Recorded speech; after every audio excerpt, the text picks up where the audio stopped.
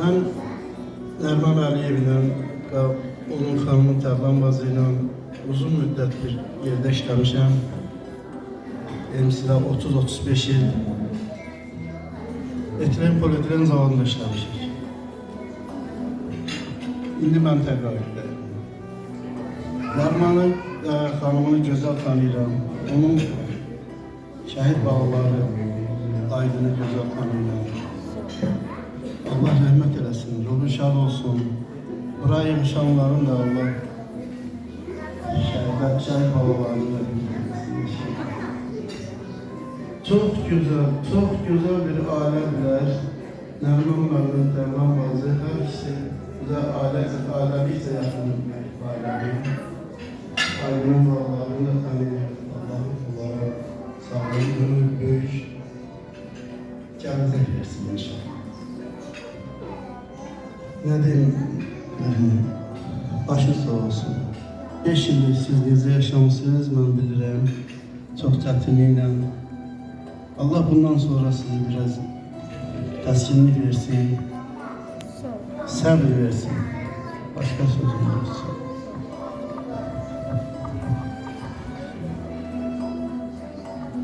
Əziz dostlar, mənim üçün çox ağırdır ki, burada çıxış eləmək. Ona görə ki, məni yaşda adama ya şəhid olmaq yaraşardı, ya qazi olmaq. Mənim üçün söz demək çox ağırdır. Mən hər birinizin qarşınızda baş əyirəm. Allah sizə can sağlığı versin. Və mən bütün şəhidlərimizin ruhu şad olsun. İnanıram ki, şaddır. Allah bizi onların ruhunun qarşısında xəcalətli eləməsin. Onlar bəzən o şəhid ailələrinə münasibəti tam dərk eləyə bilmir insanlarımız. Şəhidlərin haqqını tam dərk eləyə bilmir. Biz yəni hələ millət olma prosesində davam edirik. Amma şəhidlərimiz zamana sığmadı, zamanı ötdülər. Zamanın fövqünə qalxdılar. Vətənin ucalığına qalxdılar. Topraq üzərində ölən varsa vatandır. Yəni onlar bizim bu torpağımızın ərazi bütövlüyümüzü bərpa edib vətənə döndərdilər. Mən Aydının qarşısında, ruhu qarşısında baş əyirəm.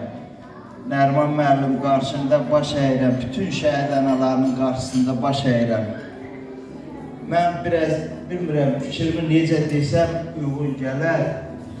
Mən daha çox bunlar biz alqışla qarşılamalıyıq, fəxrlə, təbrik eləməliyik bir-birimiz bu məqamla. Nə qədər ağır da gələ bilər, amma bizim şəhidlərimiz sözün həqqi mənasında şəhidlər ölməz.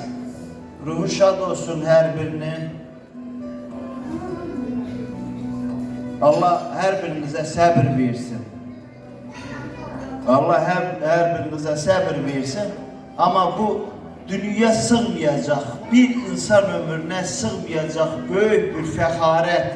Neçə ki bu vətən var, neçə ki bu bayraq var. Həmişə biz onlar bizimlə bir yerdə yaşayacaq, biz onları xatırlayacaq. Onlar əbədiyyən bizlə olacaq.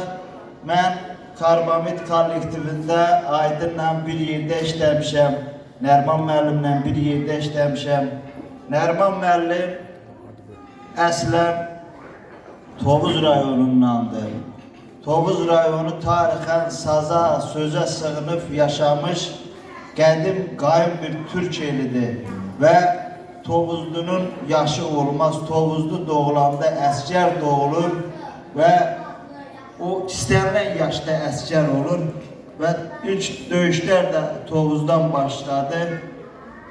Ömrü boyu yəni bu vətənin bütövlüyü üçün canından keçənlər heç vaxt unudulmayacaq, heç vaxt unudula bilməz. Ola bilər bu günləri ümumi kütlənin səviyyəsi bura çata da bilər, çatmıyor da. Amma zaman keçdikcə onlar bizim millət eləyibdir. Onların qarşısında baş əyirəm. Deməyə elə bir sözüm yoxdur. Ancaq baş əyə bilərəm.